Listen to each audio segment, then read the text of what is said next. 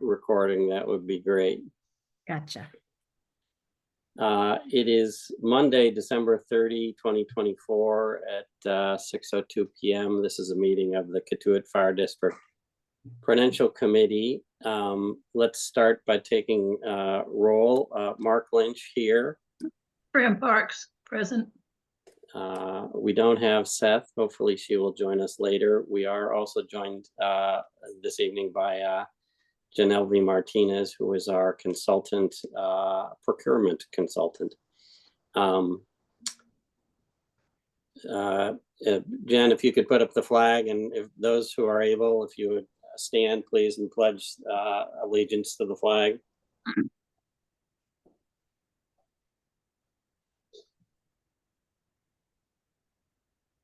I pledge allegiance to the flag of the United States of America and to the republic for which it stands, one nation, under God, indivisible, with liberty and justice for all. I believe public comment is next on the agenda. Is there any public comment? Nothing in chats. Okay, to very briefly summarize, at our last meeting, we reviewed responses to our request for proposal. There was one response and it did not meet our minimum criteria. That was a unanimous recognition by all members of the Prudential Committee and the member of the public, Patty Daly, who had participated in the review as well. We are moving on to next steps to try to get the study completed on a timely basis. I distributed yesterday something I had previously received from Fran, which was a chart trying to summarize the very complex Massachusetts procurement laws. I want to make sure that we are all on the same page, that the request for a proposal was a meticulous process that we followed carefully. We are now going to try a different process, and I want to make sure that we recognize exactly what law we're proceeding under, and therefore what our limitations are and what our requirements are. So I'm going to ask Janelle V. If she's been able to look at that chart and where she believes we fall at the present time in terms of what law applies to our current attempt to secure the services of a firm to undertake the renovation or demolition study.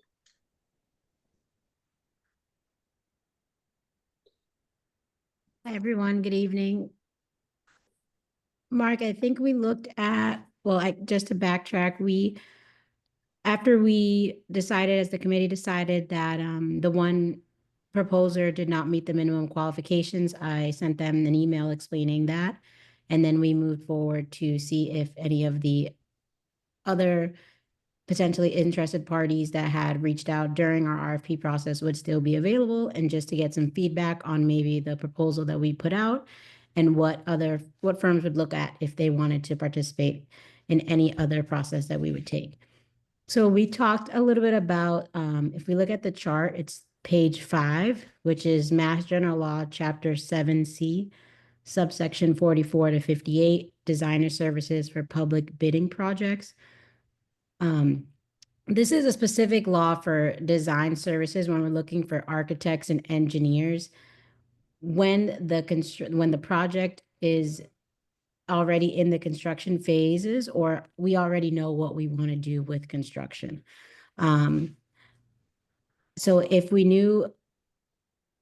look at the chart, it has 3 sections. The first section says, if the estimated design fee is less than $30,000, or the estimated construction cost is less than $300,000, then there is no procurement procedure that needs to be followed. So they recommend soliciting qualifications and prices from at least 3 designers.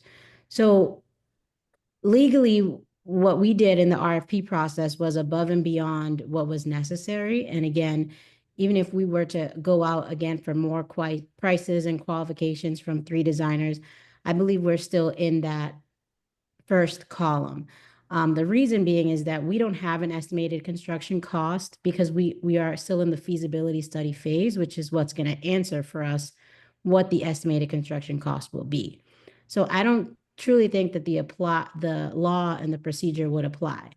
But if we did want to say that it did and say that we assume construction is going to be over $300,000 or the design fee is over $30,000, then we would do the qualification-based selection process, which is very similar, again, that what we already did as a proposal process that we just underwent but didn't get many answers. So I think either way, we're covered on the basis of the law. If we look at page 6, which is chapter 30B, procurement of supplies and services, that is generally the procedure that we followed, which is if we look at the last column, it says over $50,000. We did a sealed bid or sealed proposal process.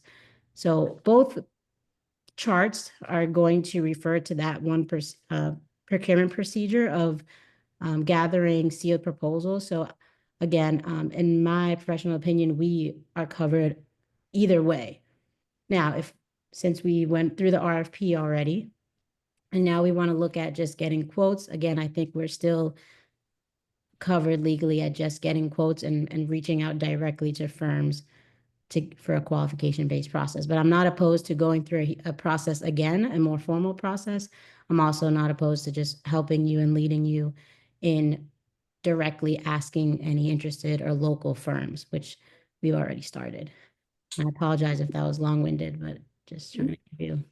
No, thank you. I just want to make clear. So we believe that we are going to proceed under MGL 7C sections 44 to 58. We are proceeding, either way, we are proceeding with the same procedure outlined in 7C and 30B. It's the same procedure. We're under threshold. So I guess my point is that either procedure is still lawful. So Okay. we are So, not. so we could, the idea is so the design fee has to be less than $30,000. I'm a little confused in our situation about the applicability of the $30,000 design fee or the $300,000 construction cost, because we're not looking at this point for construction work. We are just looking for a feasibility study. Right. So that's why I don't feel 7C pertains to our project. I think what we did already, the RFP process was more closely related to chapter 30B just for services over $50,000, which again, we follow the exact process we would have if we followed 7C or if we followed 30B, which is what we did, which is the sealed proposal process. I don't think 7C applies because we don't know what the estimated construction cost is. So if we would have gone through the feasibility study and we would have gotten an estimated construction cost, and then the cost of that estimated construction was over 30,000, then we would follow the 7C qualifications-based process to get another architect or designer to then design the construction of the building. Right now, we're still at step 1, which is how much is it going to cost to do this project? okay, I'm not interested in, I understand we followed 30B. We're not going to do 30B. That was the request for proposal. We're not going to do that again. What statute are we going to proceed under, and what limitations does that statute provide? So we still follow 30B. If we look at 30B, which is page 6, if we look at 10 to 50,000, it says use a written price description to solicit 3 quotes. It's Okay, the same thing that 7C says, is that if you don't know the cost, you would solicit 3 quotes. So but either that way, is applicable if we believe the cost is going to be less than $50,000. yes. So the same procedure is applicable in both scenarios with both statutes. But again, the procedure to hire an architect is also exempt. So in all 3 scenarios, we're covered. Legally, we are following a process. Our procurement procedure right now is just shifting from a proposal to soliciting direct quotes. That's the only difference. We haven't fallen into any of these thresholds yet. Okay, so I guess what I want to, the question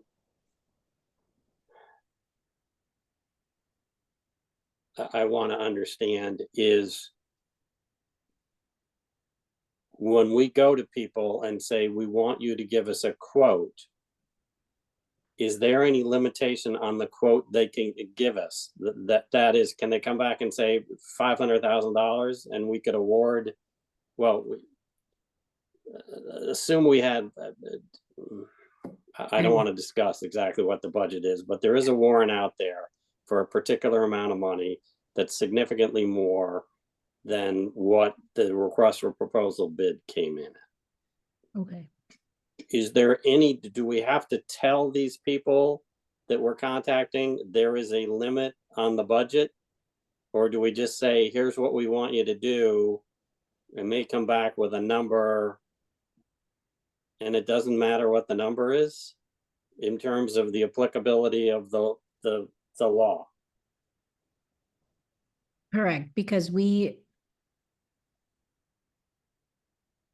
don't know the number that they're going to give us. We could obviously say, I'm just going to say, the budget is 20,000. I don't know the number, but we could say, this is what we put out. If we edit it, if we trim it down, then we'll say, please let us know how much your estimated cost would be to help us with this feasibility study. If they give us a number that's over that budget, we don't have to take that proposal, obviously, or we can negotiate the price. But to answer your question specifically about which statute we're going to fall in, I would still say that we don't fall into a statute because, again, architecture and engineering services are exempt from the law in total as a whole.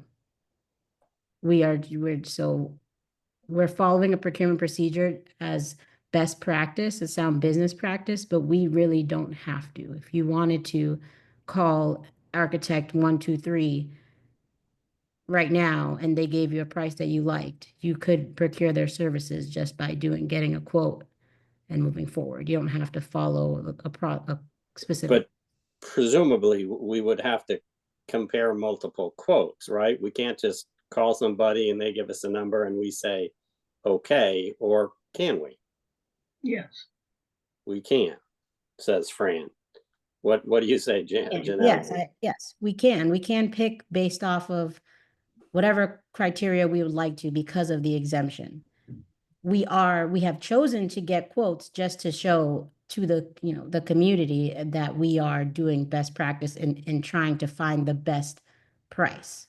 So that's our option for transparency and just for business. I guess we would all conclude that we would want to have, or at least would want to contact multiple possible bidders to see if we could get obviously the best price we can. All right. I had a conversation with 2 entities, Catalyst, which is the organization that is undertaking the fire department design, and Habib and Associates, which is the organization which undertook the original assessment of the Katuitt Elementary School as a project by the town of Barnstable. They both had very similar comments about why they did not bid on this in the first instance, largely relating to the, not largely, completely relating to the complexity of our request for proposal.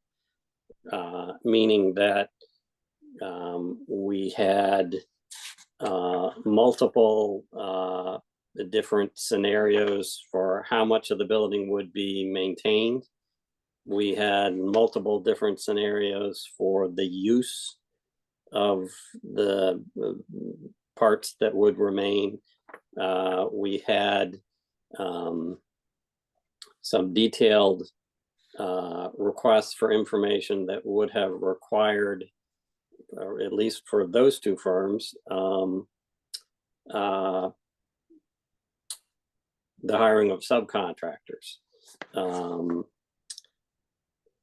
And all of that factored into, you know, a relatively now short fuse for getting this done, which, you know, we started out with this, that our certain aim was to get this resolved in advance of our annual district meeting, which is this year, am I correct? May 30th, May 31st.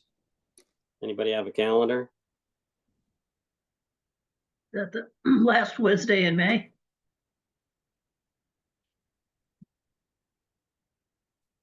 So presumably we want this finished by the end of April, I would assume, at the latest. How soon do we need to have our warrants ahead of the annual meeting? 30 days. So reading the end of April is absolutely the last. It's really more like, Well, go ahead, Fran. we can, we can write a warrant article for this. And then if any changes need to be made, they can be made in between the date of the 30th and the posting that is required. So, because as you know, we've changed things like put in whether something is going to be bonded or come from free cash. So you can choose and pick and choose. Okay, so even the end of April would be calling it very close. But I think we are all in agreement that we would like to get this done by then. Yes, true. So basically my thought was that we should pare this down to make it simpler while complying with the language of the special district meeting warrant, so that people will be interested in bidding on it and be able to complete it in a relatively short amount of time. And I made an attempt at doing that. Some people will see their kind of pet project being deleted. By some people, I mean, people who have participated in our ad hoc committee meetings, for example. But the upshot is the result of the ad hoc committee meetings was the RFP, and that didn't work. We didn't get the response we wanted. So I've made an attempt at doing reducing the scope of services, and I'd like to discuss that. Basically, under task 1, building and site evaluation and cost estimating, we currently have 1, 2, 3, 4, 5, 6 kind of iterations of yeah, Jen has this up on the screen now. It's not that one. It's under task 1. You should have one. Yeah, Jen. it's, she's got task 1. Does she? Okay, deliverables. Thank you. As you can see, basically I get rid of everything except for A, B, and E. A is to demolish the entire building and restore it to a natural state. I have deleted the language with options for passive and active recreation. I would like the group's input on whether we should do that. And I've deleted the language about water quality improvement projects. That is one of the things called out as probably requiring subcontractors. B is to demolish the 1970s modular addition and retain the rest of the building and renovate it. I just think that the 1970s modular addition is not worth saving, not worth talking about. And the last one would be to demolish the entire building with the exception of the area of the gym and kitchen. So those would be the 3 scenarios. I don't think you need to leave in renovate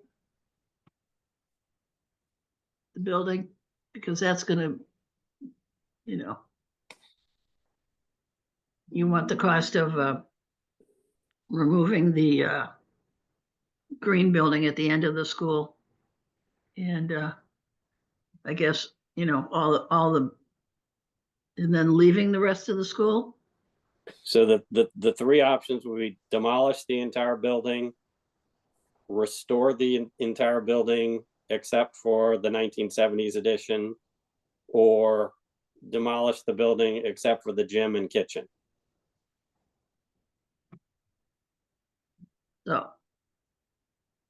Does that make sense? Interested in restoring the building? Well, when we say restore, you know, basically, you know, we've been asked to find out how much would it take to get the building back so we can use it, not as a school, but as something else. So I don't know. We use the words renovate.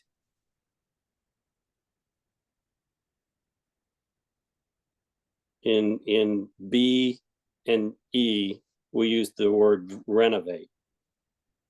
So I'm happy to keep that language. I don't know that there's a lot of difference between restore and renovate. No, that's. Any thoughts, Fran? I think that's fine. But you know, the cost of renovation. I guess that would just be, somebody can just do that with a piece of paper. So. Yeah, I mean, you know, they did it once in the original Habib report, but that was to turn it back into a school. So now we're asking them to, you know, turn it back into something else, and we're going to get to that in a second here.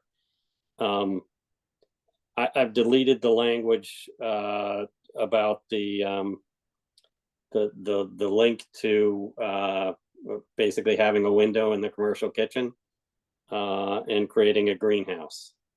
Again, like more detail, more complexity, makes the project more complicated. On the next page, just above task 1 deliverables, I've proposed in the first paragraph deleting where appropriate sort costs into short, medium, and long-term needs. Again, it adds a layer of complexity that we can do without. Task 2 use analysis. There's a couple of things here, and I'm open to comment and constructive criticism on this. Right now, so we have the 3 different sizes of the building, but we have given those three sizes, can we make it an office space, a meeting space, museum space, artist workspace, recreation, commercial kitchen, or housing? Ditch all that. Well, right now I've ditched housing because, again, the level of complexity is high and the level of interest so far expressed by the community is low. The museum, because while we have heard that Cape Cod Baseball League is supposedly interested, we've heard that a couple of times and they never get back to us. I would just make the potential uses being meeting space and artist workspace. The last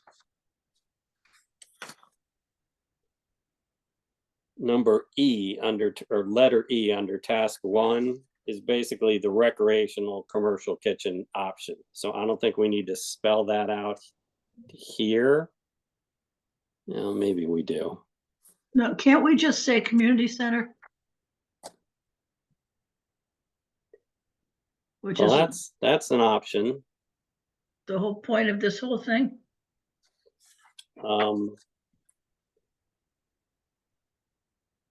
So how about if we did this? How about if we deleted everything except for community center? And then under E on the first page, you'll see I added the language. This is where, we knocked down everything except for the gym and kitchen. And I just add the language for recreational purposes. So it's clear that, like, basically we're just going to have a gym and a kitchen. I'll add Right. something about the kitchen, but that way we can delete, pardon me, recreation and commercial kitchen under task 2 analysis, and pick it up under task 1E. So we're just going to make this community center. We're going to leave it, it's a little broad, but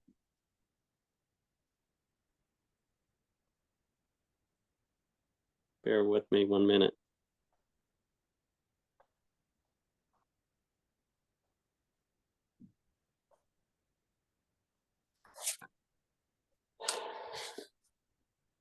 I've deleted all the language relating to wastewater generation, traffic impacts, and water usage. The indications were, again, that would probably require subcontractors. And under task 2 deliverables, I've deleted provide an impacted analysis of listed uses under each scenario for the same reason. Another thing that the feedback I got was that providing operational and maintenance expenses was an onerous task, and I have deleted that. Are we interested in that? We are. Is it called out by the language of the special district meeting? It's not. So we've kind of, to use the expression, over-egged the pudding. We asked for more stuff in this request for proposal than we really had to, and it appears that that added complexity has made people leery of putting a bid out. Under the same level of thinking, task 4 water quality, I've just deleted language and included the language utilize the existing septic system. There is a septic system in place. Yes. There was this idea that the water department would love to see some research on innovative systems, which may be a worthy goal, but probably not for this study. Under the hazardous material remediation, I have a question mark only because this will probably require a subcontractor, but I think we can't not do this. We need to know how much it's going to cost, even if it's a rough estimate, to to remediate the building. I think the largest issue is the potential, not a potential problem, the issue with the insulation down in the basement. So those are my thoughts as to how to kind of minimize the detail here. Simplify this is the word I should use. Fran, any thoughts, further comments?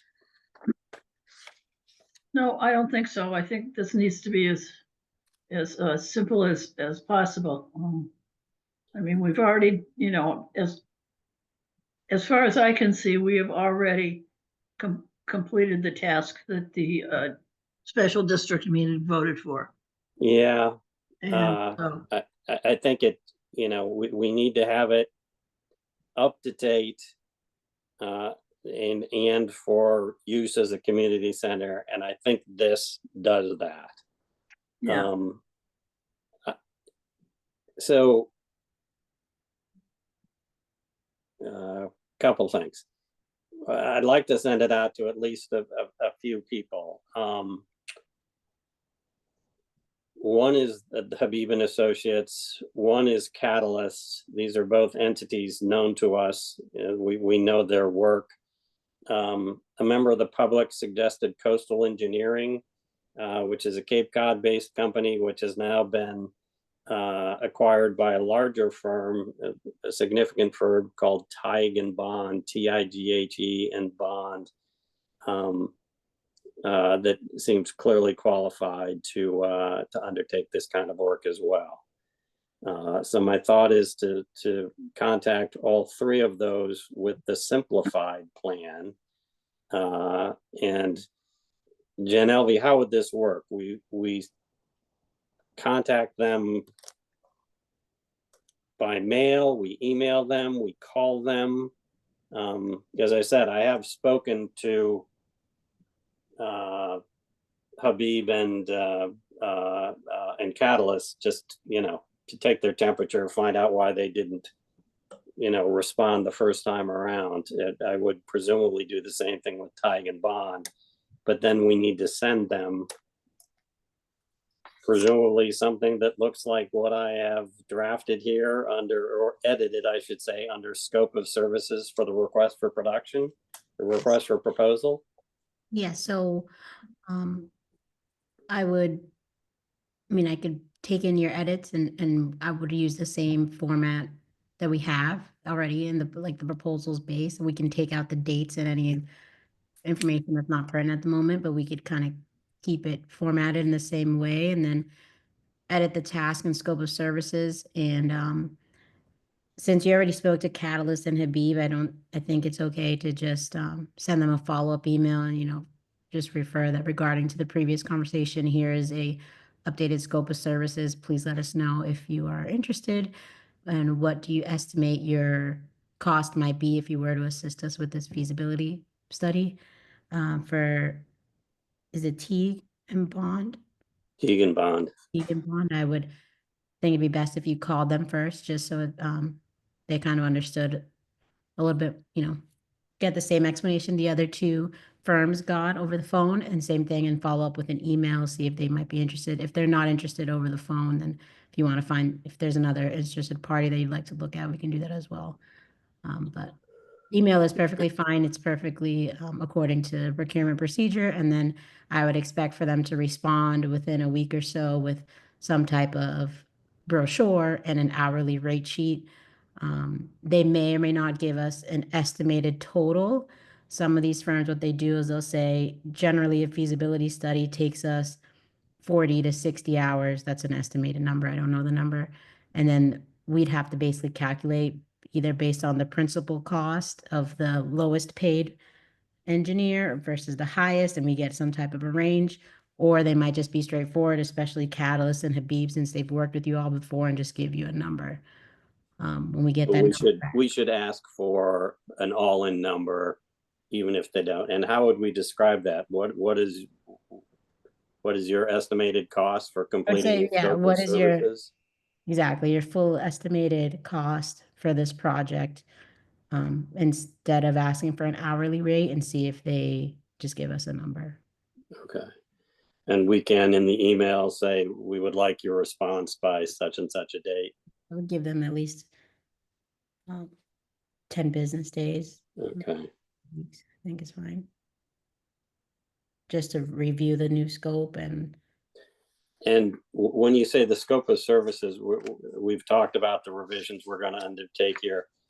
Do we include the verbiage? We've got under the request for proposal, there was an introduction and general instructions, or do we just forward the revised scope of services? I think we could cut it down to the introduction and the scope. Just so they get some type of background, and then the scope. They might not need the general instructions. I could cut that down as well, just to say, what we just discussed. Please give us an estimated cost by this date. That would be the general instruction. Please email it to Mark and myself. Here's the email, day and time that we expect it by. Email us for any questions, etc. Okay. Short and sweet. Are you available this week to undertake that? Yes, I can work on that this week. Okay. All right, let's proceed in that fashion then. I will call Tig and Bond tomorrow and give them the same introduction, so to speak, that I gave Habib and Catalyst, meaning, who we are, what we're trying to accomplish. Can we forward them a scope of services and get a request from them? And then send them all out, presumably on the same day, give them all 10 business days, and see what kind of response we get from that. Absolutely. That makes sense? Send me your edits and I can have it ready for you. Okay. I think, actually, we made a couple additional edits. I will send you tonight or first thing tomorrow the final edits of the scope of services, which, again, just to be clear, follows the language of the warrant in the special district meeting. So I believe it complies with that, but we have felt the need to simplify it because of the poor response to our request for proposal, and based on some feedback that we've received from Catalyst and Habib about the complexity of the scope of services in the request for proposal. Thoughts, comments, suggestions? I think that's fine. All right, that's how we're going to proceed. Do we need a motion to proceed in that fashion? I make a motion that we contact Habib, Catalyst, and Tig and Bomb with An amended scope of services. Yeah, amended scope of services, and to ask them if they're interested in the project. Seconded. All in favor? Aye. Aye. All right, that's how we're going to proceed. Janelvi, look for email from me probably tomorrow morning. Is there public comment? Nothing in the chat. And I would just, on a side note, say that the water department uses Tie and Bond for a lot of our groundwater sampling contracts. So we're familiar with the company, and they may be familiar with us as a district. Terrific. Let me ask you this, Jen. It may not be the same person. Right. I'm looking for a contact name at Tig and Bond. Would that be something that Chris could help us with, do you think? I'd prefer not to cold call them, out of the blue. But your contact may not be the right contact. Right, Emma Larkin is the person that we work with, and Jonathan something, and I can't think of what his last name is, but I can send you that contact information in the morning. Okay, that would be helpful. Yeah. And you don't say the G, it's just Ty and Bond. Time, okay, that's helpful in and of itself. All right, I will entertain a motion to adjourn. So moved. Seconded, all in favor? Aye. Thank you all. I appreciate everyone joining during the holiday season. Happy New Year. Happy New Year, Happy New everybody. Year, Hey, everyone. Jen, thanks for helping out. Anytime, Lisa, Thank you, thank you. Jen. Yep, And thank you, Lisa.